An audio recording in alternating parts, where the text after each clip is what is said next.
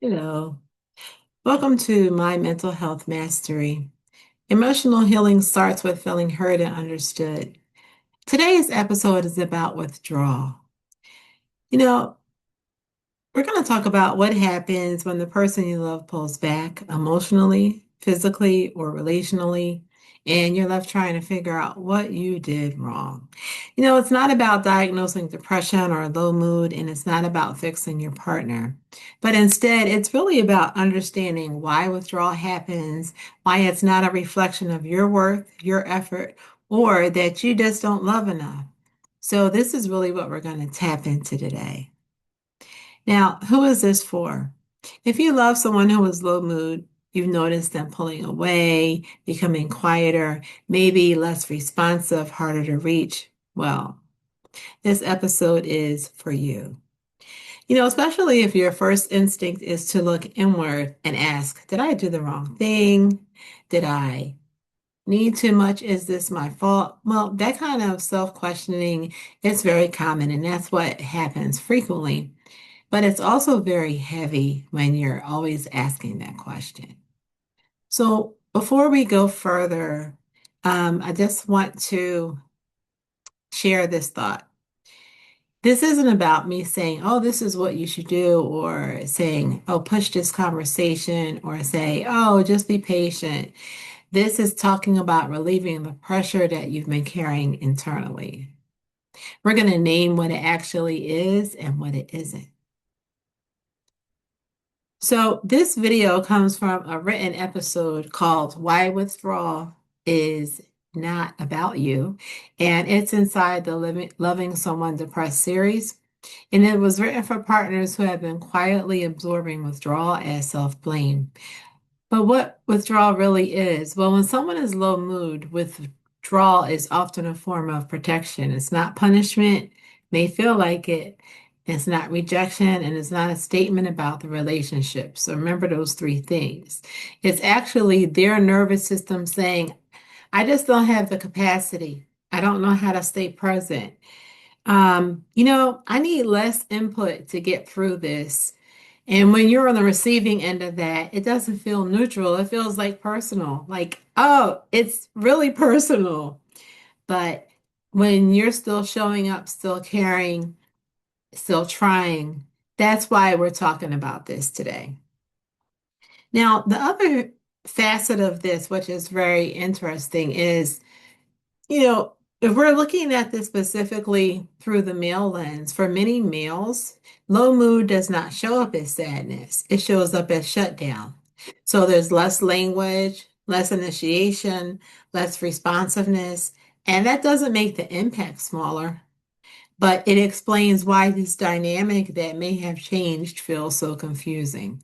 You're not excusing behavior. We're just trying to understand what this withdrawal is about and then removing self-blame if any does exist. It may not exist, but we're really just trying to get to what's happening.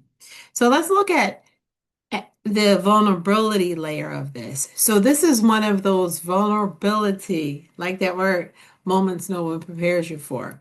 So when loving someone quietly starts costing parts of yourself, and you may or may not notice that this is happening. So for many people, relief begins with this sentence. And I found this profound that the sentence is, their withdrawal is about capacity, not my value. I'll say that again. Their withdrawal is about capacity, not my value. What happens is this does not remove the pain, but it's an internal reframe that helps understand, or it helps us deal with what's happening and give some comfort. It'll stop from turning that pain inward. Another thing that may happen is that over time, you may say, you know what, I initiate most of the conversations, or I'm tracking the emotional shifts, managing the tone, carrying the connection internally. And it's not necessarily because you want control, but you're trying to keep the relationship alive. And I want to commend you for that effort. That deserves recognition, not shame. And that's because You love your spouse, male or female, who is low mood. So we support you in that. But this is the thing that no one really teaches you, and that is what to do in the moment when you are engaged, when this is happening, when the person is withdrawing, when you feel that shift or that distance, and your mind starts saying, what did I do wrong? So before you react, take a small pause. Let your shoulders drop a little. Unclench your hands if you notice they're tight. And internally say, I'm feeling the impact, but this isn't about my word. Even if you don't fully believe it yet, say it anyway. That moment alone can stop the spiral. So if you do say something out loud, keep it really simple. Instead of saying questions that come from fear, like, did I do something? Or why are you like this? Say, I'm noticing some distance. I'm here when you feel up for connecting. And that keeps the door open without chasing and without abandoning yourself. If you notice yourself starting to shrink or getting quieter, trying to keep everything steady, just gently interrupt that silently and say to yourself, I don't have to disappear to stay connected. Then, when things feel calmer, if you want to express the impact without blame, you can say, when things feel distant, I notice I start questioning myself. I'm working on not doing that, but I want you to understand the impact. Excuse me. And what that is that's vulnerability with self-respect. And then after moments like this, you can bring your attention back to yourself.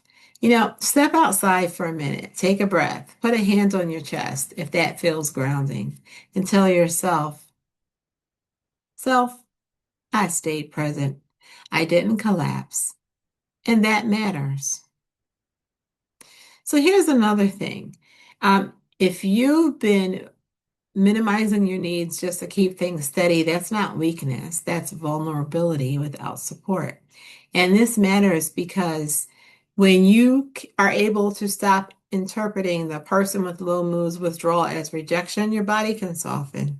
You can stop saying, what did I do wrong? And say, again, this is about capacity, not love. And this shift doesn't fix anything, but it reduces the damage of self blame. And that's a lot. That does more than people realize when you acknowledge that. Now, we've discussed quite a few things, and you may be feeling a little emotional right now. It doesn't mean that you're falling apart. What it means is that something you've been carrying alone was finally named. You don't need to answer today. You don't need to confront anything. You don't need to decide what comes next. You can pause and sit in understanding. And if one sentence stays with you, please let it be this. I'm going to pause. Here's what I want you to carry with you.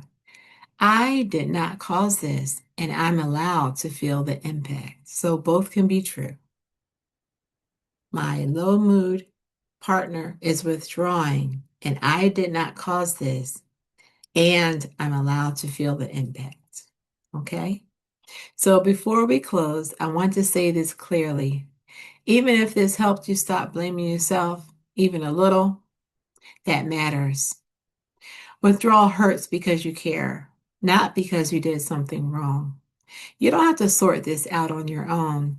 At mymentalhealthmastery.com, you'll find lots of resources. There's a whole relationship pillar, and there is where we address many of these topics that will help you, and you can explore at your own pace. If today all you can take with you is this isn't about my worth, that is more than enough.